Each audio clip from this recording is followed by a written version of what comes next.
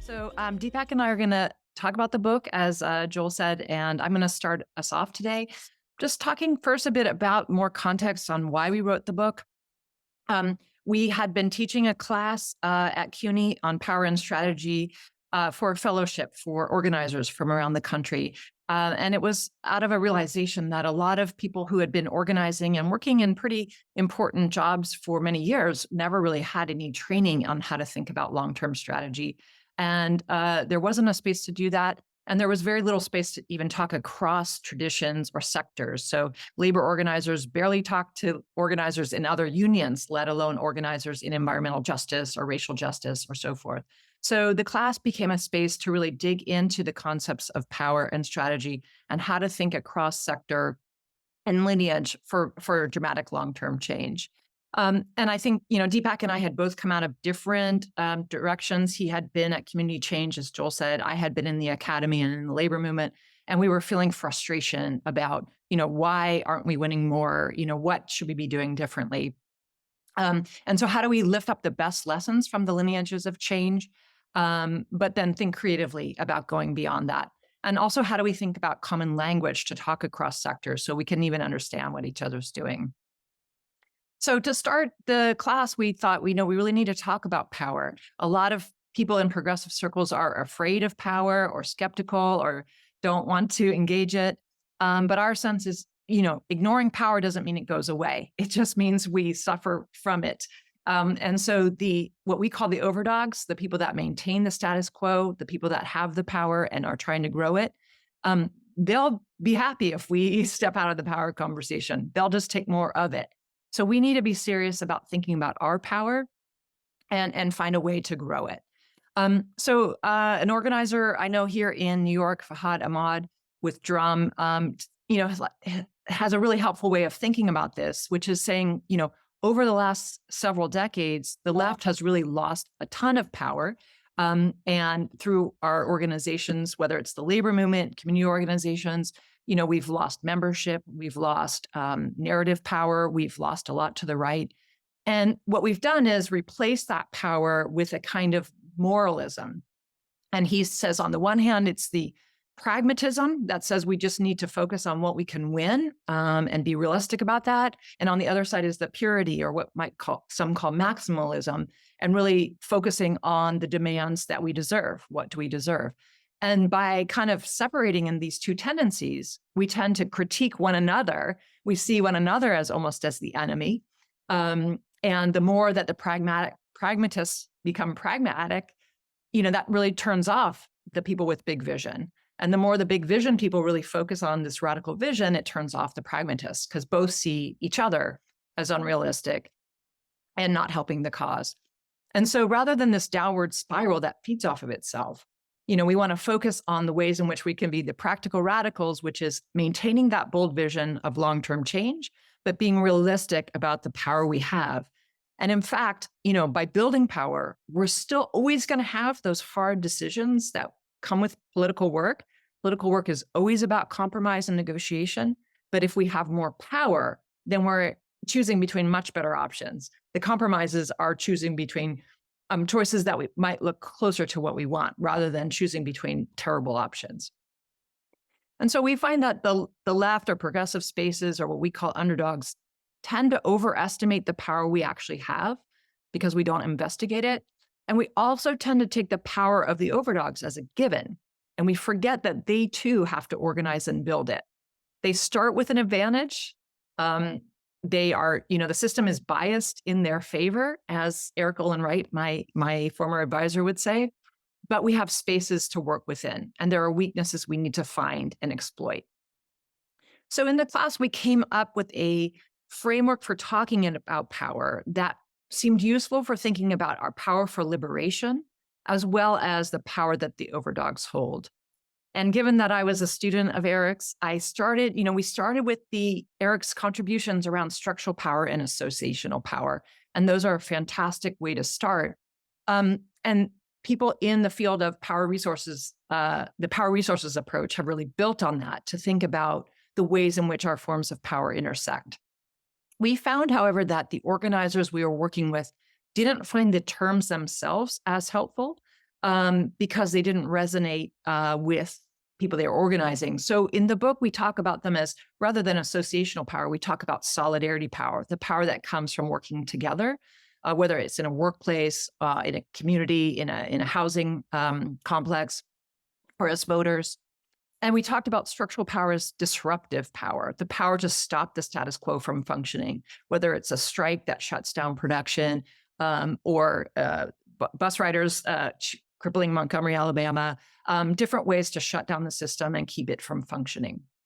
So we start with structural and disruptive power, but we felt we needed to add more framework that really looked at the overdog power. How do people in power now maintain the status quo? And here we brought in concepts from Michael Mann that he talks about ideological power, economic power, political power, and military power. So we are combining these into 6 sources or forms of power. And I'm well aware the whole time that I don't think this would withstand Eric's scrutiny. I think Eric would, have some challenges with the idea that some of these are sources of power and some are forms of power, and that they're overlapping. They're not mutually exclusive. But we found that these were the most helpful framework for our students who are organizers to think both about power for liberation and about power from above, power that the overdogs hold over us. So I'm going to just put those, I'm not going to go over those in detail today because we're just, doing a quick conversation, but I'm going to just put those on a slide really fast, which had been here, now it's gone. So I'm going to do that in a minute. And so thinking about the power that we hold is a way to also start to help us think about the strategies that we want to build. And so that's a way to think about being realistic. Like, if we actually want to engage in changing U.S. foreign policy, we have to be realistic about what kind of political power we have. If we're contesting the state, we need to talk about political power. We can't just be working within the realm of, for example, narrative power. And so the power framework is a way to think about both those sources of power. And now I do have the slide up and I can show it after all these years. I thought I had it, but this is the 6 sources of power that we talk about in the book. As I said, solidarity power, the power that comes from working in numbers. Disruptive power is the ability to shut things down. And by that, we mean really shut them down, not just have a protest, not just have a rally, but actually stop things from functioning. Ideological power is the power to shape common sense, to make meaning of the world. Economic power, the ability to control what we produce, how we produce it, who has the assets in society. Political power is the power to govern, to pass laws and get them enforced. And finally, military power. And in the US, many people might ask, why do we separate military from political? We take this from Michael Mann, who makes the case that in many other countries, the military does often act independently from those in governance. And we actually saw glimmers of this under the Trump administration when General Miley was, resisting Trump's orders. So there's potential there for militaries to act independently. So I'm not going to go into that, but we can talk about that more in question and answer if you want. So how does that lead to the strategies? So from there, what we did is we tried to look at the lineages of social change and to say that we have a rich tradition of first base building, which is really the core of underdog organizing, which is when you take people, lots of people acting in solidarity and with discipline for the long term to pressure politicians, corporations, landlords, or institutions for change. And here we're talking about anything from community organizing to labor organizing to faith-based organizing. And this is really the heart of underdog strategy. And we would say, always come back to the base building because the other strategies really can't go that far without it. The second model we talked about was the model of disruption. And this is when people are willing to take big risks to stop an oppressive system, to create a crisis and demand change. And often these two are counterposed as if we can have protest or base building. What we're arguing throughout the book is that all these strategies work together, actually, and they often are coming when people are intentionally building these strategies together. Think, for example, of a labor union. Their power is in numbers, but their power also comes from their ability to strike and stop production.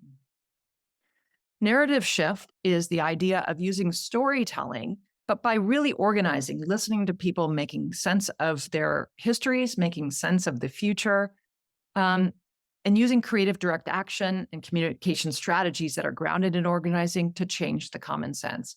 This is not about just the smart memes. It's not just about social media. It's about really organizing and listening to help people make meaning. That might be through cultural shift. It might be through education. There's a lot of ways to do it, but it's about using ideological power.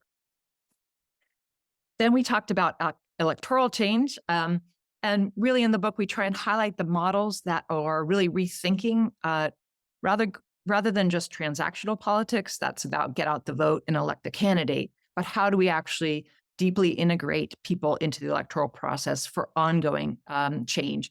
And looking not just to elect a candidate, but looking for the power to govern. If you have some people elected allies in office, you can also think about inside-outside campaigns. And this is when coalitions come together with allied policymakers to make major change through policy, whether it's through minimum wage, child tax credits, healthcare. These are ways that you can impact millions of people through policy change, but it's not always possible. You need allies in elected office, and you need robust social movements and coalitions ready to pressure from the outside. We also talk about a model called momentum, and this is really a model that's been around for a while, but has really been crystallized, the work of Paul Engler and Mark Engler, who wrote a book called This is an Upsurge and founded an institute called the Momentum Institute. And it's really about taking some of the best lessons from what they call structure-based organizing and disruptive action, and thinking about how to create polarizing campaigns that bring in lots of people at large scale that challenge the institutions that uphold the social consensus.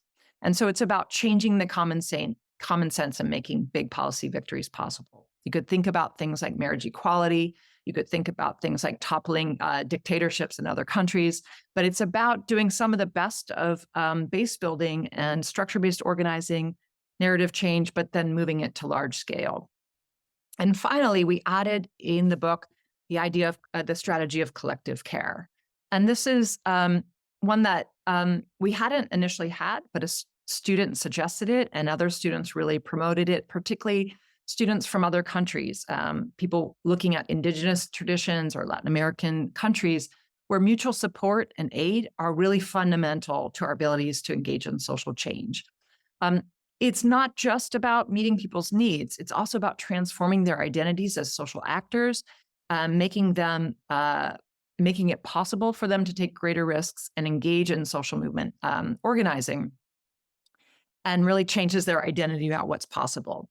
And often in the most dire situations, whether it's after a climate disaster, or whether it's in the middle of the AIDS pandemic, whether it's in a really troubled time, collective care may be the only strategy available to us.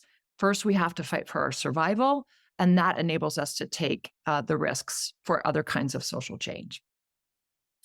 All right, so what we're arguing in the book is that these strategies are all necessary for large transformational change. We use the example of the abolition of slavery in the 1700s and 1800s, and look at how the different strategies were employed at different times. It doesn't mean every strategy works in any moment. We have to think about it as cycles and thinking about it over time. So sometimes, as I said, collective care may be the only strategy available to you. Base building is one that you should always return to, but things like electoral change or disruption or inside-outside policy are only available at certain periods. So rather than think of these strategies in competition and looking within the left and denigrating one another for pursuing a particular strategy, we need to think about it holistically. For sure, the strategies come in tension with one another. So we're not suggesting that's easy. We're not suggesting there won't be conflict, but seeing ourselves as part of a larger movement ecosystem and as part of movement cycles over time, it makes it easier to see the ways that this different strategies come into play. And so I just also want to say we in the podcast, we also uplift a more current example, the example of Minnesota, where 10 unions and community organizations, realized that on their own, they would never have enough power to make major change in that state. And so they really invested in a long-term strategy. How can you build trust across organizations that represent a real base of members, and think about shared research about who holds power in the state, who are common targets, and who are really keeping the status quo in place? Their strategy was to think about building their power by expanding their coalition or their alignments of people who could share common goals and had an investment in going after the same targets. And so they did that by working, like I said, with a variety of unions and community groups and faith-based groups. But they also looked to disrupt the status quo by finding wedges or vulnerabilities amongst the overdogs, by using disruptive strategies to make it more expensive or more painful for employers to maintain the status quo. They engaged in strikes, janitorial strikes, teachers' strikes, strikes at the airport is one way to peel off support for the status quo. And they used electoral mobilization to elect candidates that would work with them to pass a host of progressive policies. This process has been in place for 10 to 15 years and could not have happened had there had not been a group of people saying, every day we face an urgent crisis in the work that we do, but we will not get out of this urgency and defensive battle unless we think long-term, unless we think about where do we want to be in 10 years and how do we take the steps to build the power in the meantime. And that's what we are arguing is the work of the practical radicals, which is bringing in that big vision of saying we want to control the state in 10 years, or we want governing power in 10 to 20 years, and we need to work backwards. It won't work just to take the smallest pragmatic steps that we can win now unless they're part of building the capacity for bigger change. And so with that, I'm going to turn it over to Deepak. Hi, everybody. Really glad to be with you today. I'm really appreciative to the Haven Center for having us and for the work that you do. Just to get the disclaimer out at the outset, I'm here in my personal capacity as an author and activist, not as president of the JBP Foundation, my day job. And I really want to pick up from my brilliant contributor, Stephanie Luce, co-author Stephanie Luce, who's been the brains behind this publishing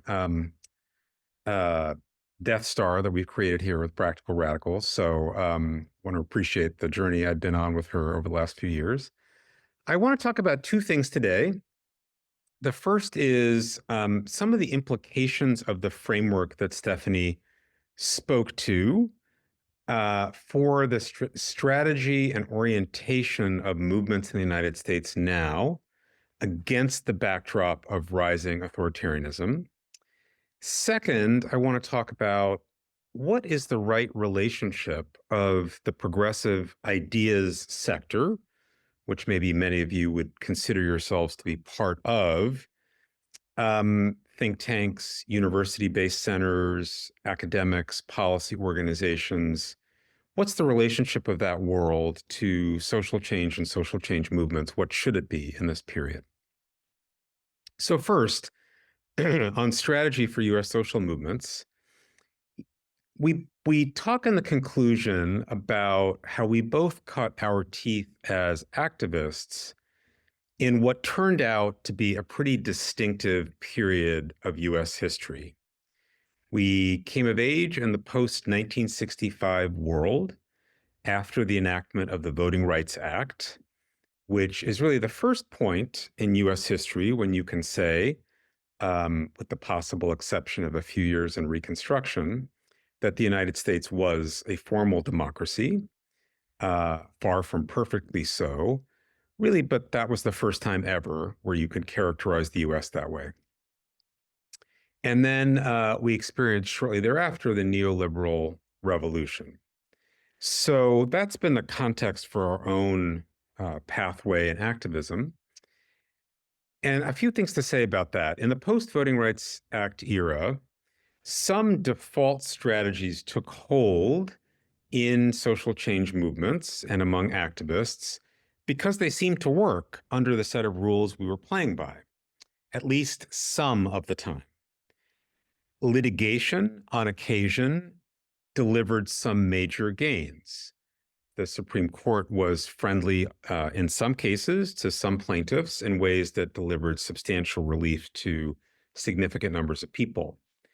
Policy campaigns on everything from environmental protections to Obamacare, which involved pressuring members of Congress or state legislators on issues, often delivered some significant results, again, imperfect. We significantly assumed a right to a certain level of a right to protest, even if it was very partial and unequally available to marginalized groups. That context that we took for granted has changed radically. The Supreme Court and the courts generally are overwhelmingly hostile. The two parties are polarized in a way that makes there be just many fewer legislators who are able to be influenced through advocacy or outside campaigns. Protest is increasingly repressed. And evidence from Erica Chenoweth and other scholars we talk about in the book suggests that it is becoming less and less effective in achieving results. So I think a dilemma for us is that we have been trained and have trained generations of people now in tools that aren't irrelevant, but are less relevant than they were. One way of thinking about this is that we're really reverting back to what has been the dominant set of realities that movements have faced in the United States for most of its history. I think one of the good news pieces of the book is that there is a long lineage of organizing and social change in repressive conditions in United States history on which we can draw and take inspiration and concrete ideas from. Most prominently, the Black Freedom Movement, which developed and elaborated many of the techniques of nonviolent civil resistance that seem increasingly relevant in today's era. And the book really provides a map of some of that and other lineages whose work we think needs to be revived, learned from, because it's so relevant to the conditions we increasingly face. The other big factor that's maybe shifting is that we both came of age politically in a period where neoliberalism was ascendant, and it delimited the horizon of possibility for what could be achieved and what could be even discussed in politics. We have clearly come to the end of the neoliberal consensus. We may or may not be entering a post-neoliberal stage of history, entering something new. It is clear that the right has marshaled in the US and around the world a very compelling ethno-nationalist vision that is winning adherents and capturing political parties and dominating the political discourse. The left alternative is usually not as clear or persuasive. Center-left parties are in retreat in many parts of the world, having championed many of the elements of the neoliberal agenda. So paradoxically, there's kind of an opening that didn't exist for most of the time we were doing our work as activists, an opportunity to define what the next era will be. Right now, the authoritarian vision is ascendant globally. Neoliberalism is on defense, and a left alternative has yet to fully take shape in most of the world, at least most of the time. But there's an opening here for a more liberatory future that was not possible to imagine 20 years ago. So, what does that mean in terms of directions for the progressive movement in this period? I will see if I can share my screen. Um, so we argue in the book that a return to building solidarity power is really imperative, and that the craft of organizing and community organizing has actually been in decline for a significant period of time due to a variety of reasons. One is the pressure of electoral cycles and of various kinds of crises, including the Trump years, has created a kind of emphasis on mobilization rather than recruitment, leadership development, long-term power building and base building of the kind that we think and describe in the book as being central to social change. There are efforts in the field of community organizing to revive that tradition, to move beyond mobilizing and to kind of get back to some fundamentals of organizing that are encouraging. In this period, because solidarity power of the kind Stephanie explained earlier is so central, base building becomes hugely important to any prospect for progressive success. And this may seem thoroughly obvious, but it is actually not the dominant practice in most of progressive work. The recruitment of everyday working people into organizations that they democratically control and govern, working on issues that matter to them at increasing levels of scale and complexity. We also stress in the book that it's hard to imagine a future for a left or a progressive movement in the United States without a revived labor movement, that it's actually a central task of the entire progressive movement to assist in the revitalization of the labor movement. There are really encouraging signs, and union density is not expanding at the rate any of us would like to see it, or it's not expanding. And so we explore in the book how this phase may require breaking out of the straitjacket of rules that have been so rigged as to make it difficult or impossible for workers in many sectors and industries to unionize. It'll require a kind of boldness of vision and approach that maybe harkens back to the pre-NLRA days. A second thing we talk about in the book is that conditions of the kind we face now really call for us to reinvigorate a tradition of disruption. And both Stephanie and I have been heavily influenced by a colleague at CUNY, Frances Fox Piven, who came and taught our class and really has had a huge influence in our thinking. As Stephanie said, we've been living in an age of mass protest. Protest is not the same as disruption. As she said, disruption actually entails stopping systems of racial or gender or economic oppression from functioning in a way that forces concessions to be made and potentially a new contract or bargain to be negotiated. There isn't as much of that generally happening as there was in the past. We think this tradition needs to be revived.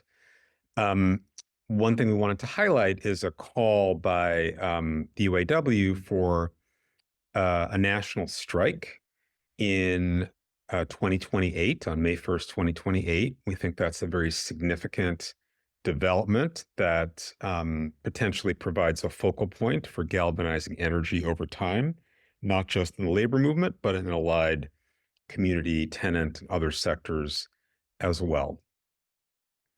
The third point is, in a time when authoritarianism is ascendant, a focus on electoral politics is actually a matter of survival for many vulnerable and marginalized communities. and also, honestly, for organizations who would suffer greatly under the kind of repression that authoritarianism brings. One imperative in this period, as in other periods of history where authoritarianism is ascendant, is to take a popular front approach to building the coalition that is necessary to defeat authoritarianism. That often means allying with sectors, populations, groups that don't share views with a progressive constituency or progressive base, but that is necessary for majority politics to prevail in a period of intense polarization. One thing we talk a little bit about in the book that seems relevant to this audience and is really important is how do progressives show that life gets better when we govern. And what are we note in the book that there's not a ton of examples of successful progressive governance in contemporary memory in the US to draw on. And that unless that problem is solved, it becomes hard to sustain mass working class engagement in politics as housing becomes unaffordable and conditions get more and more difficult. So we kind of speak to the need for engagement on making governance work for core constituencies. I won't go into this much because Stephanie talked about this, but we talk about a number of cultural shifts in movements that are necessary to achieve our ends. They include things like building a mass culture of recruitment in our movements. That is to say, to build welcoming cultures that invite in people who are not already 100% aligned with the progressive agenda and engaging with them and moving them over time. We cite research in the book that shows that conservative movements have recruited large numbers of people who do not agree with them to start on a wide number of issues. In fact, very substantial numbers of people who join pro-life movements are in fact themselves personally pro-choice, which seems utterly mysterious if you think that belief is what adherence to an ideological agenda is what drives people's political behavior. But in fact, it's not belief so much as belonging, feeling that there's a space where you are welcomed, cared for, held, seen, and have some agency. So building a welcoming recruitment culture in our organizations, in our sector is crucial. We talk about the need to move from a kind of orientation to power that's all about resisting it, though important that that is at some times, to an orientation of governing power. And, that requires often difficult conversations about who to ally with to build a majority coalition. It may require compromises, as Stephanie spoke to along the way, to get to the promised land. So without compromising long-term vision, there will be stops and starts in the way. And it requires a kind of ethic of care in movements for one another's well-being, where we don't reject people because they don't hold all of the views that we may hold. These cultural barriers are actually more significant, I think, in the research we did and the conversations we had with activists than when we started. To build a winning progressive movement will require some big changes in how we relate to each other, how we treat each other, how we engage conflict with each other, and in our aspiration for the kind of power we seek to build in society. So let me shift to talk a little bit about the second topic before we open it up.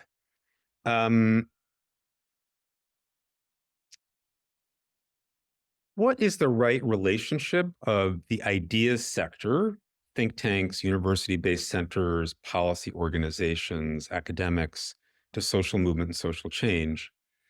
One of the wonderful things about working on this book with Stephanie is that she's been such a deeply engaged academic whose research and whose work outside her day-to-day job has been in service of social movements and the labor movement.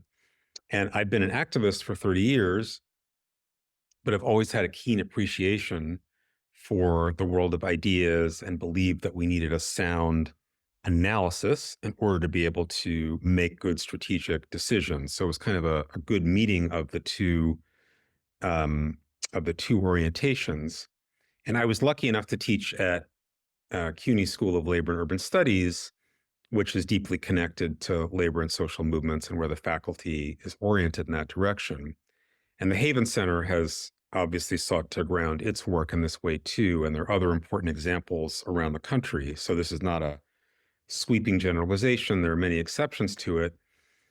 But I have been surprised as I've operated in academic circles among many progressives by the level of disconnection of academic work from movement work and practice.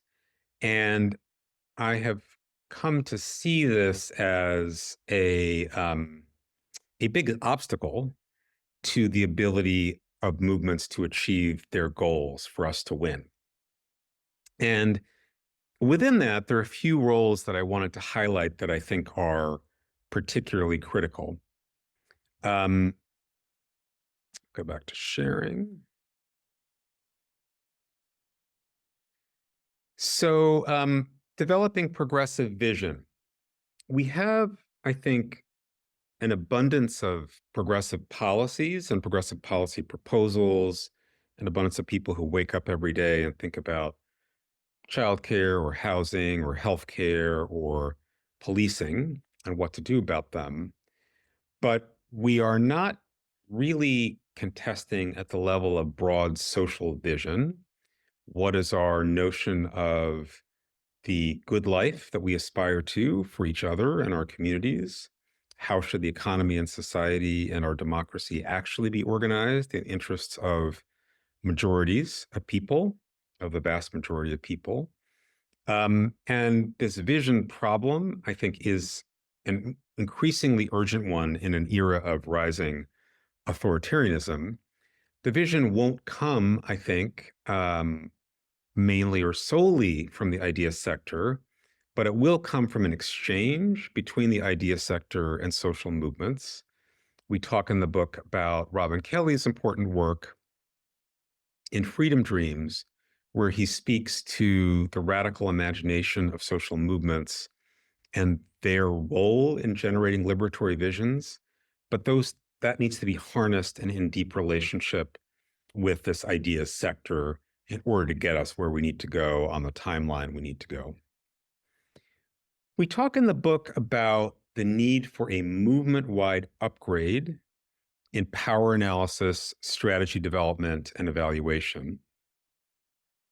My experience as an organizer and activist campaigner for many years was that we often entered into titanic struggles against government or corporate entities without a deep enough research analysis to understand them, vulnerabilities, assets, liabilities, and that often impoverished our strategy. And one thing I did in researching the book is I looked at how business schools train corporate leaders and how the military, things like the Army War College, train military leaders, how conservative conservative operations like the Leadership Institute train conservative activists to ascend to positions of power in society. And an insight coming out of that really is that there is a very deep investment in leadership development in that sector. So tens of thousands of people are, in the words of the Conservative Leadership Institute, its motto is to train people so that they can put their vision, they can acquire power in order to achieve their vision. And there really is nothing at that scale operating. among progressive organizations. Stephanie and I were involved in the co-founding of a new institution at CUNY called Leadership for Democracy and Social Justice that aims to train hundreds of early and mid-career organizers with a focus on people of color, women, people from working class backgrounds, LGBTQ folks, not just in the craft of how to do organizer campaigns, but really in strategy development.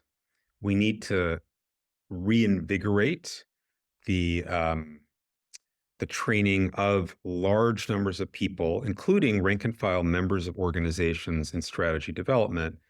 We make the argument in the book that strategy will be done better when more people are involved and equipped to participate in it. So we see that as a key direction to go in this next period, where university-based centers, universities have a potentially important role to play. The last thing I'll highlight as a recommendation that we make in the book is the importance of centering power building as a strategy in policy development, something that has been a signature of conservative movements over the last 50 years. So when they acquire power, the priority for conservative movements is often to cripple unions, eviscerate voting rights, defund groups like Planned Parenthood and other abortion service providers.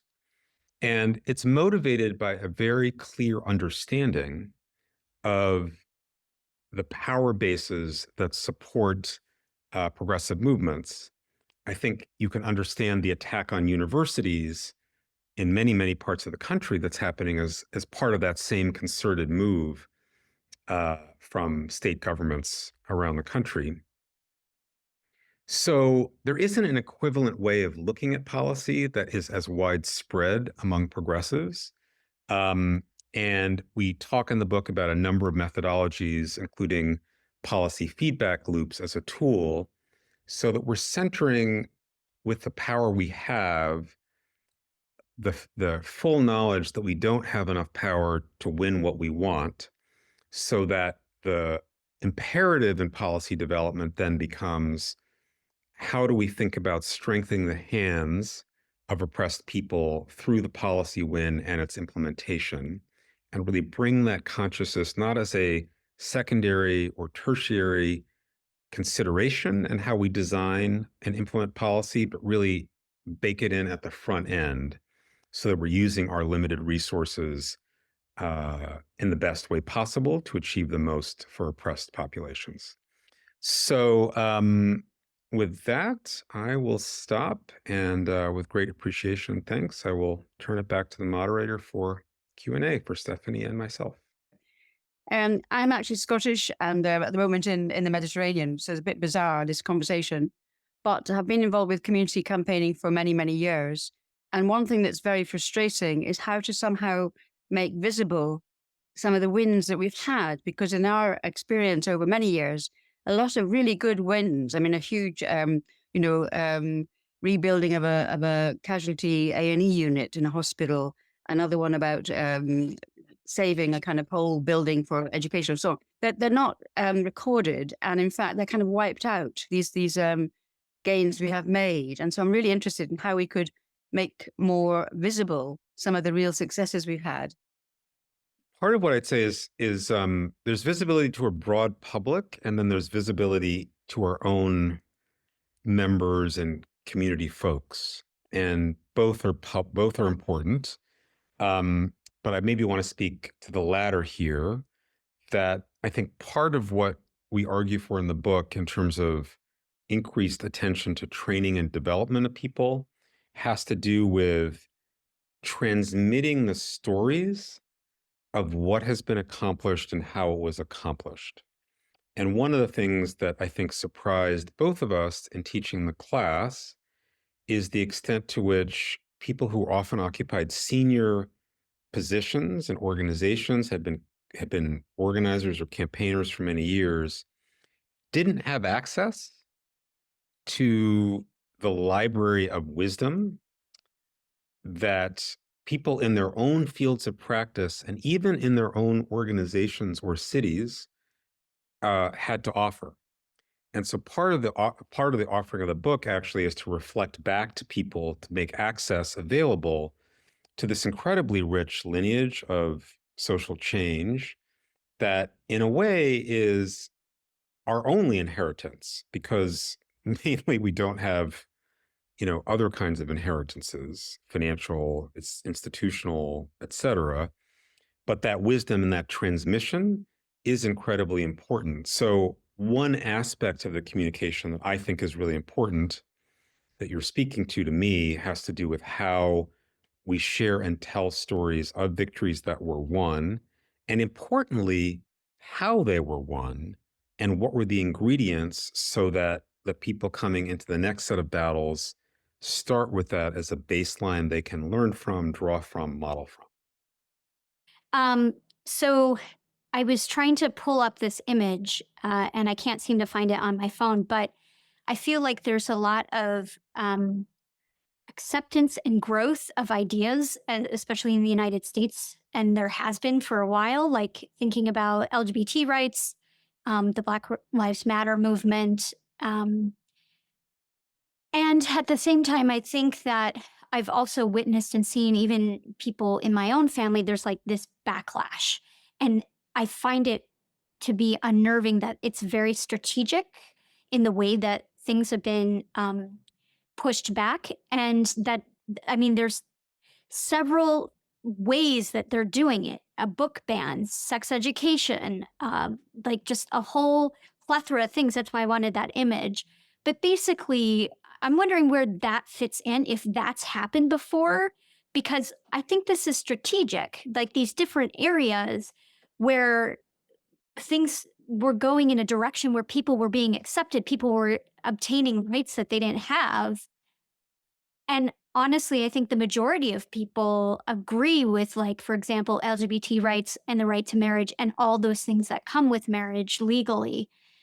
So can you please put what you have researched in the context of like every single thing that they are attacking and just like brutally going after? Thank you. I'm not sure I could put it in terms of everything they're attacking, but I think what I understood from your conversation is, your question is thinking about the backlash. And I would say, yes, this is what generally happens. We start on terrain that is not in our favor, but we make gains, we win things, and then they fight back. And they're often thinking about the fight back, even before we win or from day one, right? So, and the tactic you're talking about, the divide and conquer strategy, is an age-old one.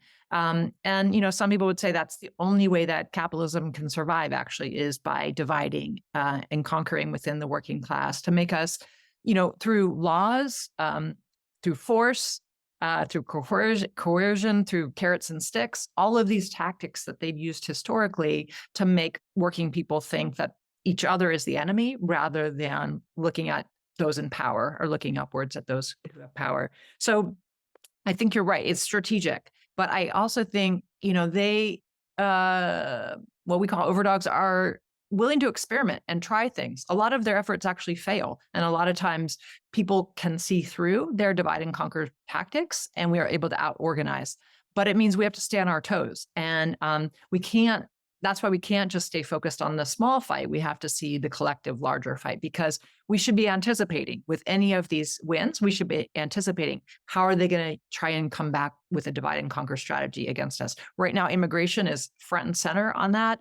And our, elected officials maybe are ceding ground. Everybody's ceding ground to the fact that immigrants are the threat. There's no comprehensive answer to that. Yeah, I think that's my main answer. Is this is a historic tactic that we need to be looking at how to combat. And then also we need to look at how to divide and conquer their side as well.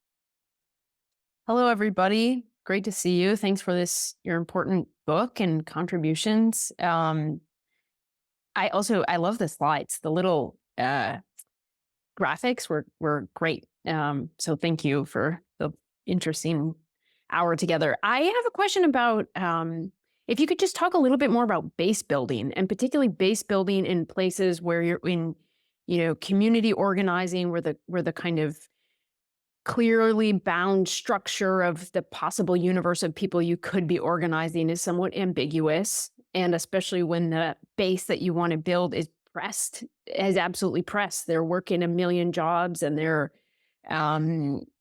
demoralized and don't, oftentimes hard to find and hard to convince that they are necessary for this fight. So I'm just wondering if you could talk a little bit more about,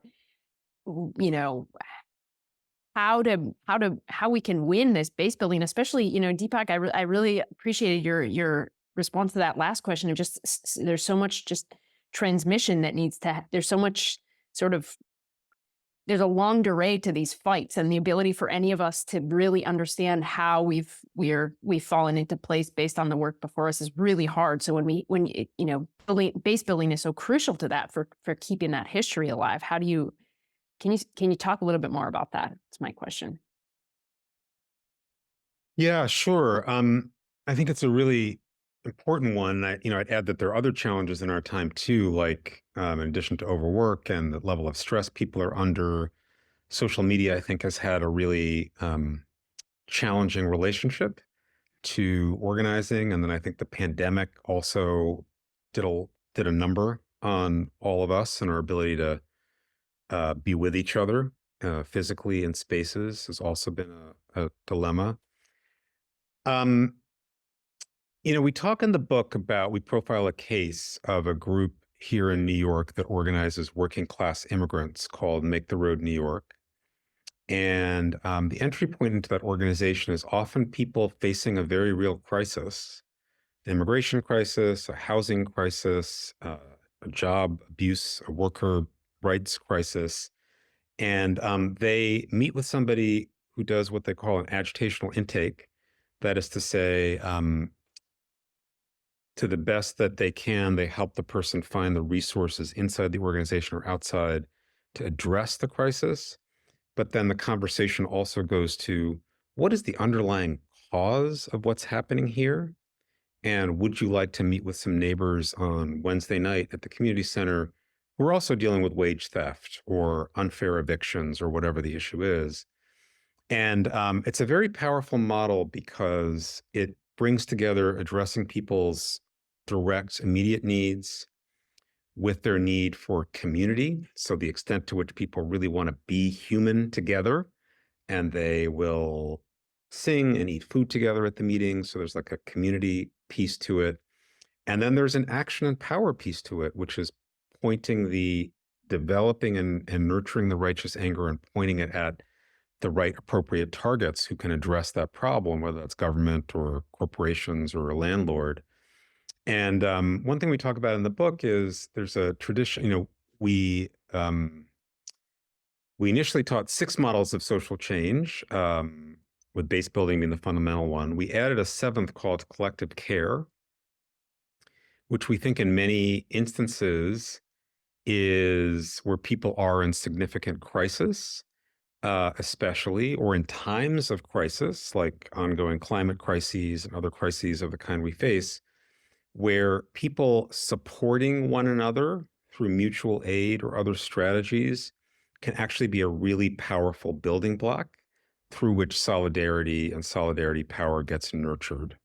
And so it may be, depending on the circumstance, that may be an appropriate entry point to think about how to build organization and power, or at least an aspect of how that's done, in addition to traditional ways of recruiting people at workplaces or on the doors, et cetera. I hope that helps. I am a union organizer in Pennsylvania. I work with the Educators Union. I use a lot of this material. I'm integrating it into some of my workshops and trainings. I'm part of a labor education roundtable, and we're always looking for new materials. So we've actually done some of your study guide stuff with our roundtable group. But something that's just been on my mind lately is sort of the pipeline for bringing folks into movement work. So for me, like fairness, equality, just coming up in a sort of disadvantaged background was always at the forefront of my mind. And when I got to college eventually, which I didn't do right away, I got involved in student organizing. And I've noticed since really 2011 with the attacks on the United Students of Wisconsin, which I think is relevant to this conversation here. The Oregon Student Association, where I got a lot of my original organizing training, is just folding as of yesterday. And a lot of that has to do with, attacks or, just lack of resources. Looking at opportunities to like really bring people into organizing. I also got my union training with the Organizing Institute, and their summer internship program has been defunct for 8-9 years. They just started staffing up their organizing apprentice program again. This is something where I feel like we have a big missing piece. The Turning Points USA and the huge amount of funding that's going into the conservative organizing on campuses.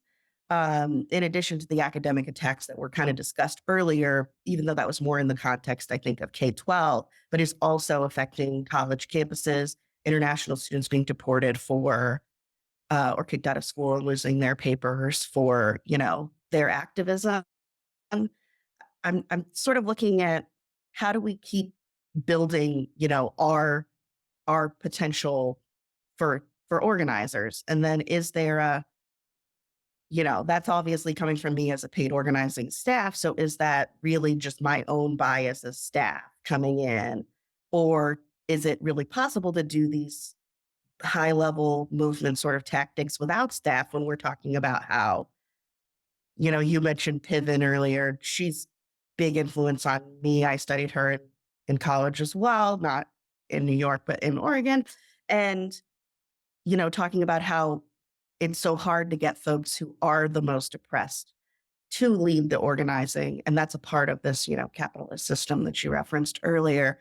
So is my focus, how do we bring in new people, or is that just totally the wrong focus, I guess is my question. So sorry for rambling.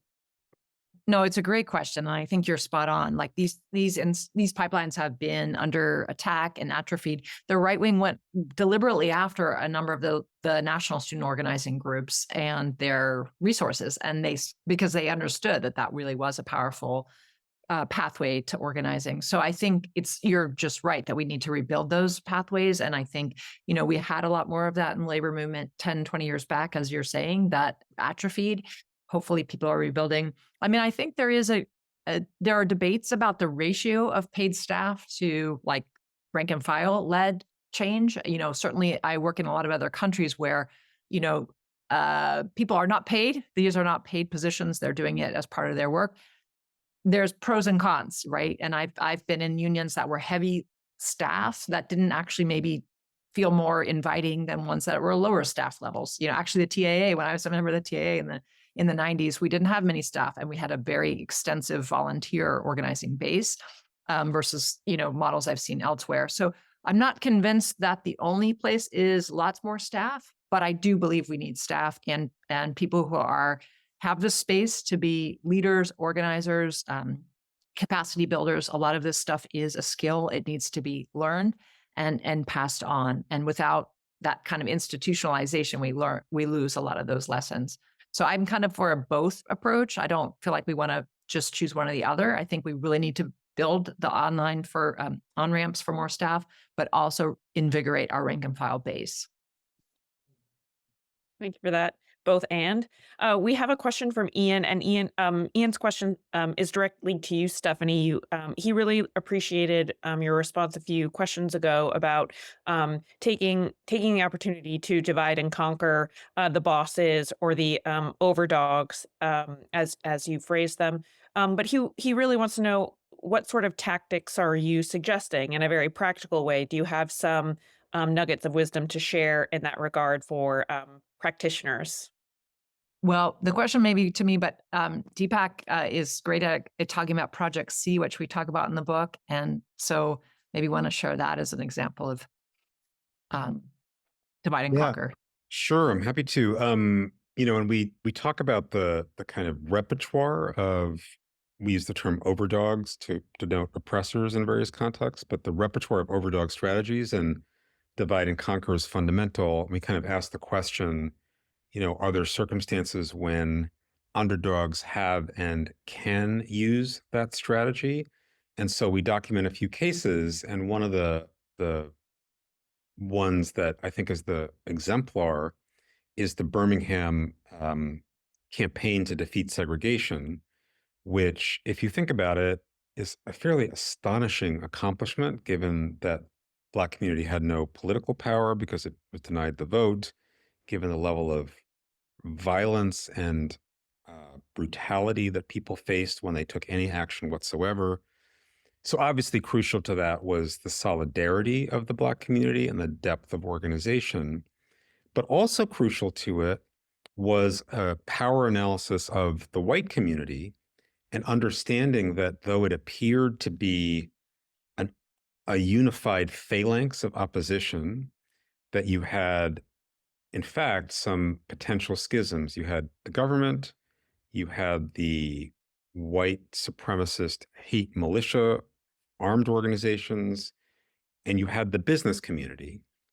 And so the core strategy was really based on getting the business community to come to the table to negotiate an end to segregation through a boycott.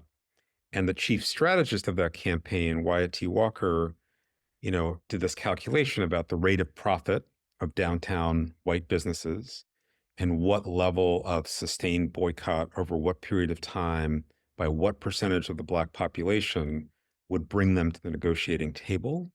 And he was right.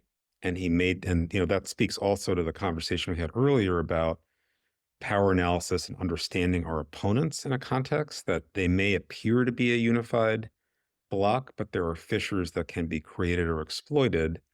And in many of the stories we tell in the book, it does take unity and solidarity among oppressed people to win, but it often takes either a division that exists because it exists or a division that's created among the opponents to actually win. And that's like a core element of many, many winning strategies over history. And we can plan towards that depending on the context and the case and the opponents we face. Excellent response. Thank you so much for that. Next, Pete has a question. Go ahead, Pete. Thanks for a really fascinating talk. I wanted to ask you a little bit more about how you're thinking about some of the conceptual and theoretical anchoring that Stephanie introduced at the start of the talk. That is about solidarity and disruption as separate sources of social power. So my question is this: are these really separate sources of social power? The reason I ask this is because in Mann's 4 volumes, he really locates all the different sources of power within specific organizations, the church for ideological power, the state, the military, and so on. And then he looks at the specific resources that they're able to deploy and the mechanisms they use to do this. And it strikes me that at an organizational level, both solidarity and disruption are located within the same organizations. So, trade unions, social movements, and so on, and both have the capacity to deploy disruptive tactics, whether that's a strike or blocking a motorway in the case of social movements. But they seem to be drawing on similar resources, and disruption becomes a sort of strategic or tactical question. So I'm interested in why you see these as fundamentally separate, if overlapping, as you say. Well, I think that, first they are overlapping in that, one is often used to build the other. And I think, maybe some of you have read Katie Fox Hodess's work, who looks at port workers. And she makes the case that port workers have the ultimate disruptive power in that they can shut down global trade, but they cannot do that without underlying solidarity power, at least in the long term. Like, first, you need to have each other's back to walk the picket line. And then also you have to probably have community support because the employers and politicians will retaliate. So it's very difficult to think of disruption on its own. However, we found it useful to think about it while overlapping.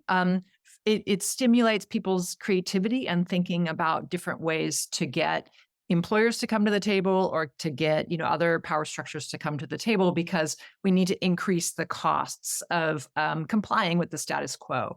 And so I think that's why we kind of wanted to to keep them separate for people to really think about. A lot of our students are organizing in places where they really don't have the power to disrupt.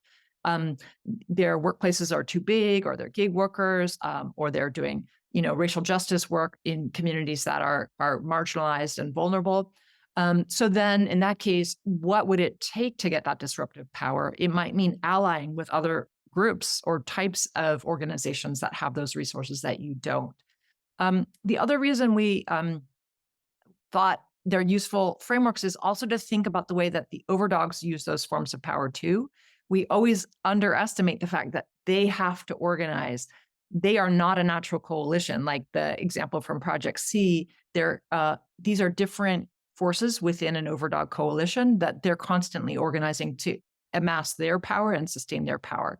So how are they using solidarity power to keep their own united front? And how also do they disrupt? How do they use disruption to keep us on our toes and confused and living in chaos, right? So like I've been thinking about Project 2025, which a lot of people are thinking about. That's an example of them. Some of that in there is them looking to disrupt by causing chaos and confusion between us. And then also an example of them looking to undermine our ability to disrupt by, making it harder to unionize, making it harder to get education. And so I'm not gonna, again, I'm like have Eric Wright's voice in my head, constantly saying that these are not like challenging the ways in which we use these 6 sources together.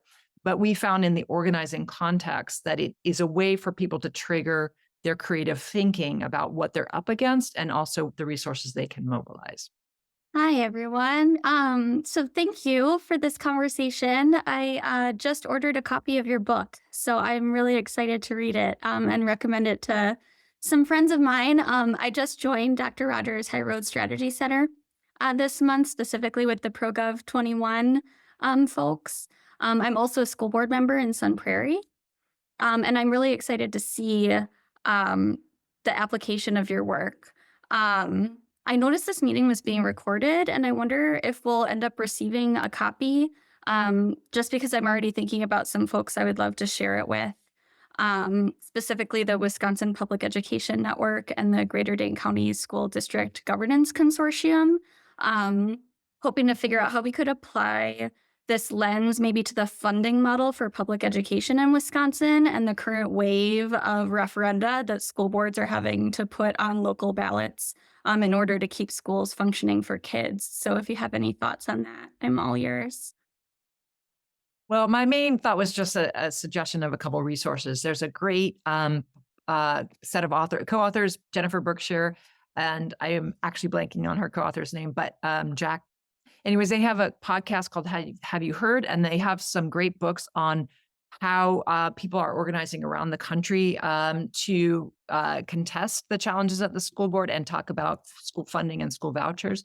I'll put the link in the chat, and I know they'd be thrilled to talk with you.